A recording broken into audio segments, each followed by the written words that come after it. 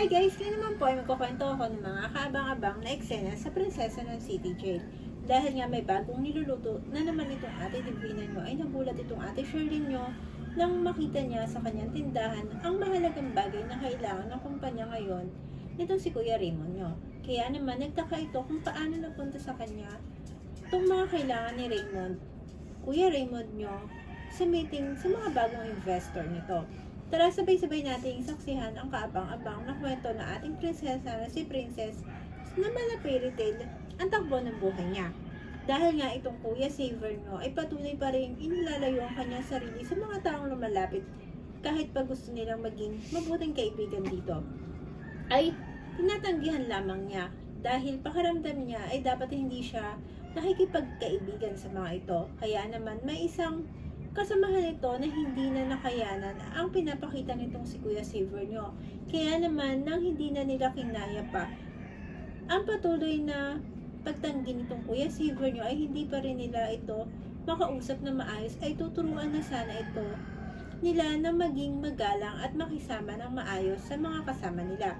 Dahil hindi na nila nakakayanan ang pinapakita nitong ugali. Biglang dumating itong mga ninong ng ating bida na si Princess dahil nakikita nila na nasa hindi magandang sitwasyon itong si Kuya Saver nyo. Pero nasasabihin sana nila na wag na lamang pansinin muna itong Kuya Saver nyo, ay biglang pinigilan sila itong si Saver at sinabing hindi nila ito kailangan tulungan dahil kaya niya ang kanyang sarili.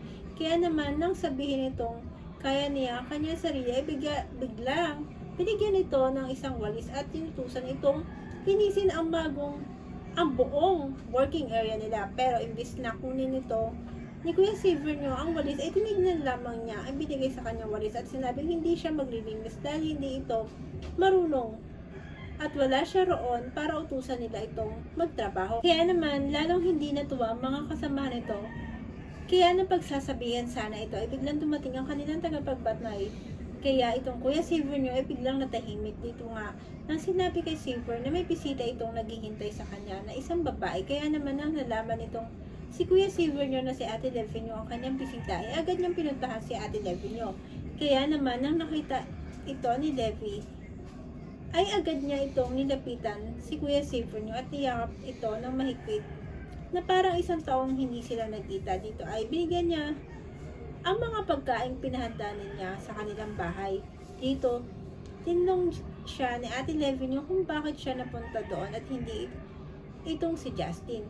Dito ay malungkot na sinabi nitong si Kuya Saver nyo na hindi niya akalain na siya ang malalagay sa alanganin sa ginawa niyang pagtulong kay Justin dahil iniwan siya nito kung kailan kailangan niya ito at hindi ito ngayon mahanap ng kanyang lolo. Kaya naman itong Ate Levy nyo ay sinabing tutulungan niya itong hanapin si Justin. Dahil pakikiusapan niya si Ate Shirley nyo at Kuya Raymond nyo na hanapin ito. Dito ay sinabi niya na hihingi rin siya ng tulong dito kay Ate Divina nyo dahil alam niya na hindi siya nito tatanggihan. Salamat itong Kuya Saver nyo ay niyakap niya si Ate Levy nyo at kahit wala pang nagagawa itong si Ate Levy nyo ay nagpasalamat siya ito ng lubos. Kaya naman ang nakikita na ito ni Ate Levy nyo, naiiyak ito si Kuya Saver nyo, inalok niya itong kumain muna sila dahil mukhang hindi pa ito nakakakain ng maayos. Samantala itong ating bida na si Princess ay pinuntahan nitong si paring onsen nyo dito sa bahay nila. Dito nga na nakita niya itong paalis ay natanong niya ito kung saan ito pupunta. Dito sinabi niya na pupunta siya sa mga ninong niya para naihanda na nila ang gagawin nilang roleplay. Pero itong paring onsen nyo ay makulit talaga kahit nagmamadali itong ating prinsesa na si Princess ay niyaya talaga niya itong kumain muna. Pero nang tatanggi itong ating princess nyo ay dahil nagmamadali ito ay sinabi na dito na ililibre niya ito dahil nakakuha ito ng extra na trabaho. Kaya naman itong ating princess nyo ay natuwa nang nalaman na meron itong nakuha extra work at ililibre siya nito. Kaya naman agad silang pumunta sa pinakamalapit na kainan. Dito nga habang kumakain sila ay nakwento niya dito kay paring onsen nyo kung gaano pasaway at kaloko itong si Kuya Saver nyo sa loob dahil naging ang kanyang mga ninong ay hindi na ito maintindihan. Dahil pilit nitong inilalayo ang sarili sa iba kahit gusto lamang nila itong maging kaibigan at maging maayos ang samahan nila. Dahil naiintindihan naman nila ang kalagayan nito na hindi nito ginusto ang nangyari sa kanya. Kaya naman hindi niya maintindihan kung bakit ito pilit pilit na inilalayo ang sarili sa kanila. Kaya naman itong paring onse nyo ay biglang natanong itong maring princess nyo na kung malulungkot ba ito dahil hindi pa rin ito pinapansin ni Kuya Xavier nyo. Dito na sabi niya na napapansin niya na may pagtingin ito kay Kuya Xavier nyo. Kaya naman itong ating bida ay todo tanggi at sinabi na wala itong gusto kay Kuya Xavier nyo. Kaibigan na ang tingin niya dito at gusto lamang niya na maging malapit dito dahil parang matulungan na rin niya si Leilani na maging malapit muli dito.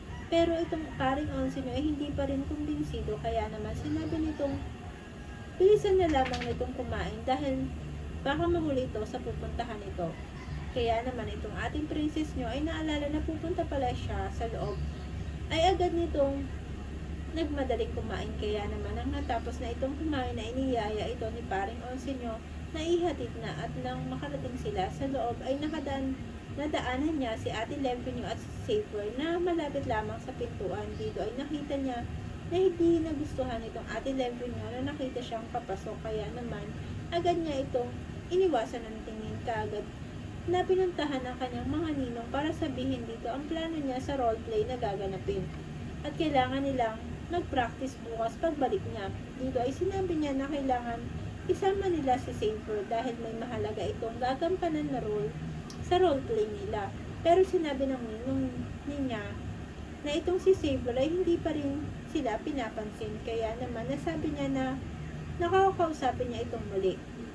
Samantala itong Ate Levinio ay tinubuan na naman ng kakulitan at pilit tinatanong itong si Xavier kung nag-uusap pa sila ng ating bida dahil mukhang dito sa loob ay siya nagtatrabaho. Dito ay bigla na lamang itong sinabi na gusto rin niya mag-volunteer magtrabaho dito para mabantayan niya itong si Ate Princess nyo kung nakikipag-usap pa siya kay Kuya Xavier nyo. Itong si Xavier ay sobrang nagulat sa sinabi ni Ate Levinio na gusto rin itong tumulong sa loob. Kaya naman itong si Ate Levinio ay sinabing gagawin niya ito para sa kanya. Kaya naman itong si Kuya Xavier nyo ay tuwan-tuwa nang nalaman na babalik-balik itong si Ate Levinio sa loob. Samantala sa tindahan naman ng Ate Shirley nyo ay nag-aayos sila ng paninda ni Mimi. Dito ay sinabi niya na dito na kaya siya andito ngayon sa tindahan ay dahil hindi siya sinabihan itong si Ate Divina nyo na kasama siya sa gaganapin na contract signing. Dahil kahit gusto siyang isama ni Kuya Raymond nyo, ay pinagdiinan nitong ni Divina na huwag siyang isama dahil ito at ang Lola Sonia nyo lang at si Raymond ang kailangan. Kahit nasasaktan ito ay hindi siya kasama sa desisyon, ay wala siyang magawa dahil si Divina ang may malaking share sa kumpanya. Kaya naman itong Ate Mimi nyo ay sinabi na baka merong iniluluto itong si Divina na bagong pakulo kaya hindi siya nito sinama. Pero sinabi lamang nitong Ate Shirley nyo na ayaw muna niya itong isipin na unti-unti nang kinukuha ni Divina ang lahat sa kanya.